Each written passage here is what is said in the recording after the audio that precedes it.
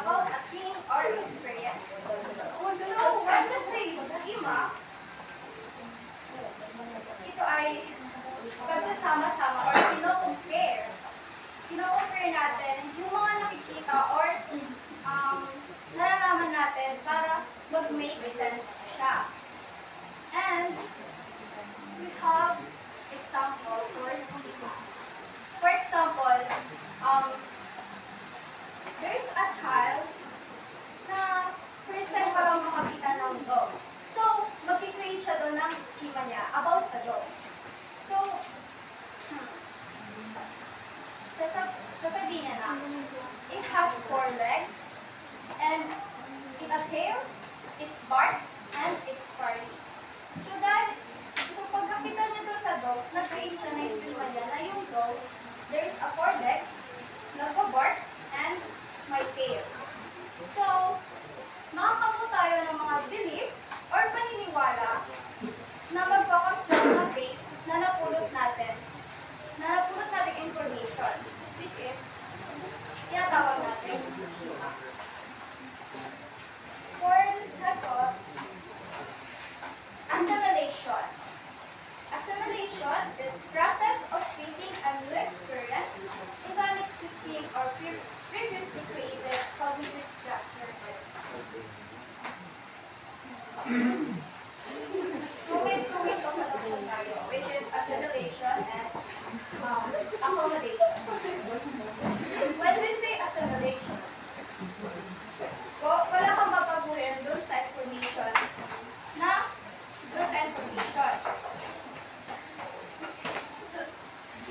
Like yung yung information, tatanggapin mo lang siya. Yung information,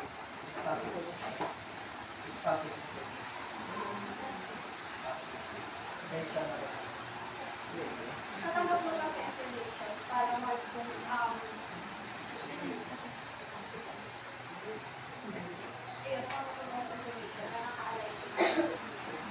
like for example,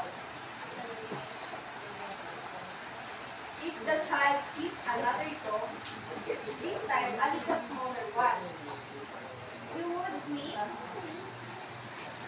make sense of what he is seeing by adding this new information.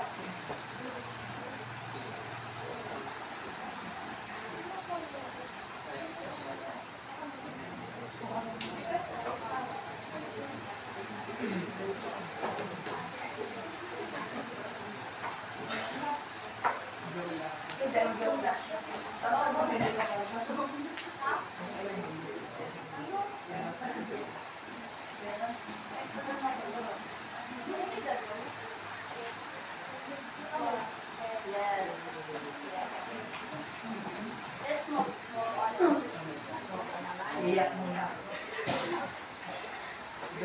Okay, the next one is accommodation. So, process of creating new schema. So, yung accommodation, babaguhin yung internal schema para makapasok yung new information. Like for example,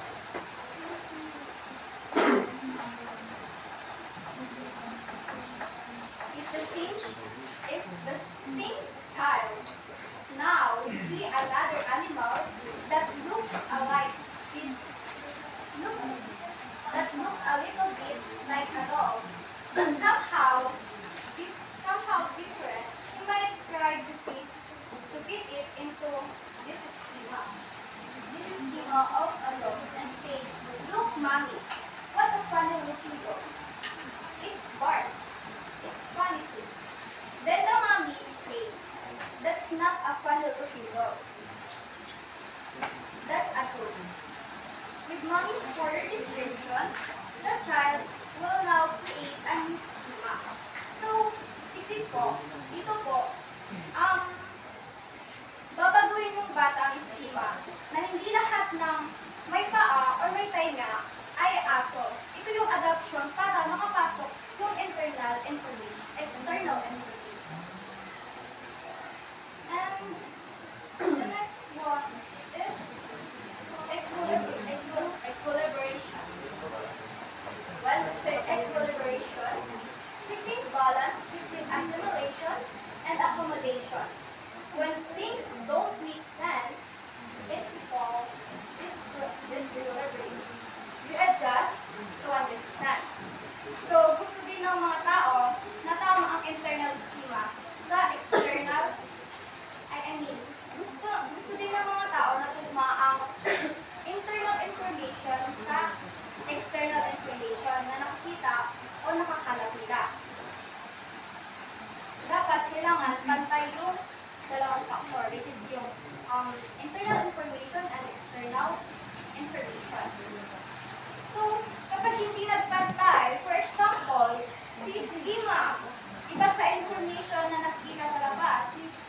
call this equilibrium. Need mag-adjust para maging equal.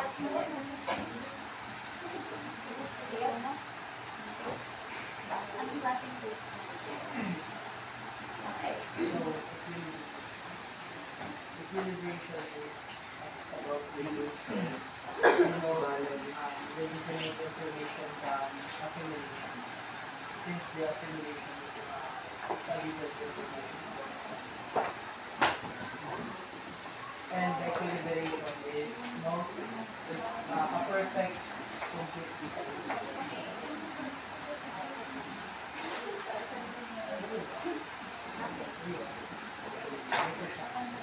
Ano po example sa equilibration?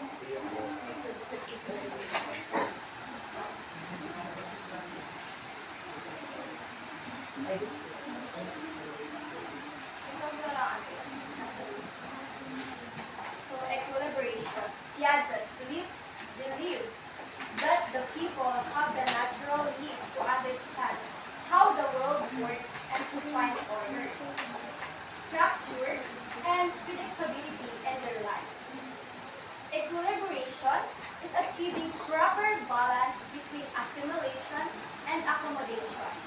When our experiences do not match our schemata, plural of schema, our cognitive structure, we experience cognitive disequilibrium. This means there is a discrepancy between what is perceived and what is understood. We then exert effort through assimilation and accommodation to establish equilibrium.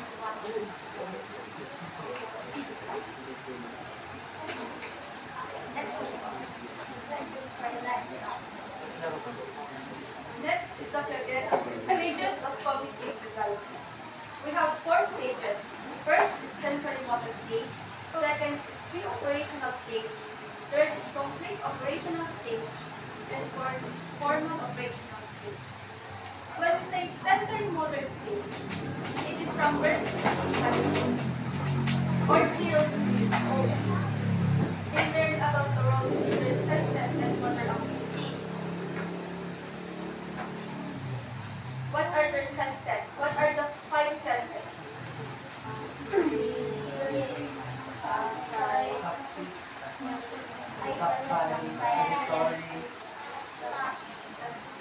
Gustatory and olfactory. Then tapos, when we think about motor activities,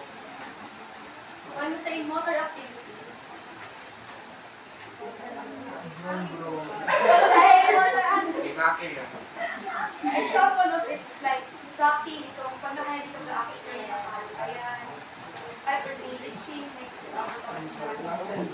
Sensory motor.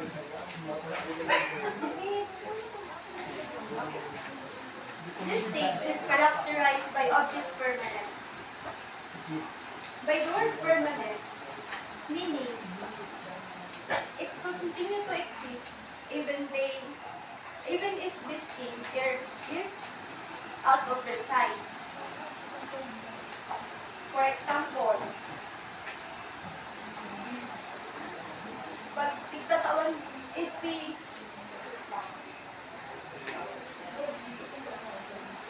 pag binibigyan natin ng kung anong something ang making, tapos pag nahulog yung dato, hindi siya pupulang lang, hanap-hanap pa ganito dato. Ano kayo lang? Object permanence.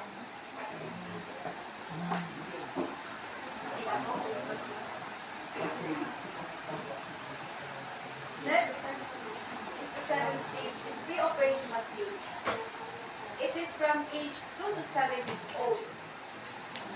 During this stage, children's thinking is intuitive and egocentric, meaning they struggle to see things from other person's perspective.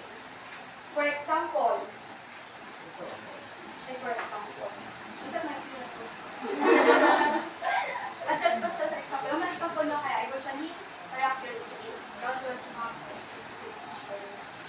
First characteristic is symbolic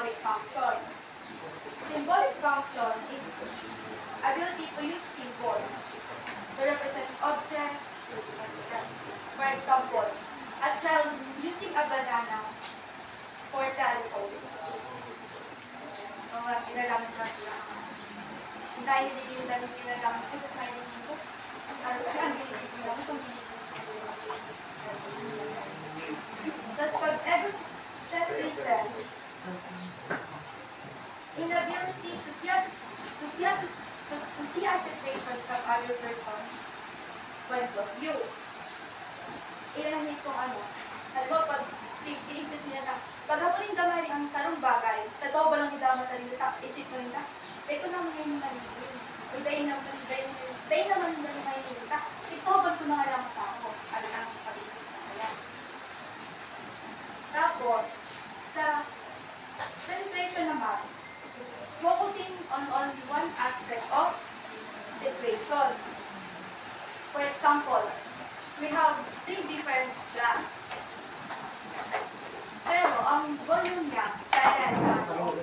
Pag tigpapili ng akin kung anong ang hinta, ito mo, kasalakaw, nasa ko ngayon ikaw. Pero, sa ibang perspective, pag tumagal ako lang, ay kaya na lang ang volume siya. Tapos, next is the irreversibility. Pag irreversibility naman, itong inability to mentally reverse the sequence of events. For example, itong baby na tig-an, mga siya, child na, baby. Ano na siya, pag-tig. Totoo dahil hindi siya pag-12,000 na tignan. Kasi ano siya, 3 plus 2, answer is 5. Pero pag-tig, tulad questioning ko, pag 2 plus 2, kaya na ayaw makasita, kaya na makasita, alam na to.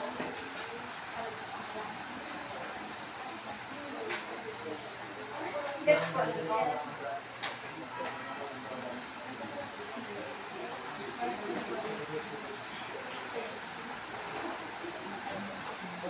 Next is animation. Believe that inanimate objects have feeling and intention. Siniisip pag ano naman kaniyong animated, siniisip ka ako na halimbawa may favorite sindang mga telebear, yan. Tapos, pag nag-harit yung datawin nyo, tapos ito na lang ang walat, isip ko nila na, ay, wawa man ngayon si telebear ko dati sa iba ka.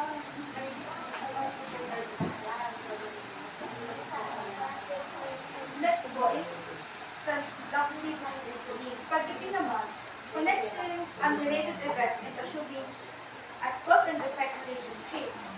For example, si mama ng akin, perming naluling bangki. Tapos, inisip ang akin na, banggi na ngayon yun, nagulit na si mama.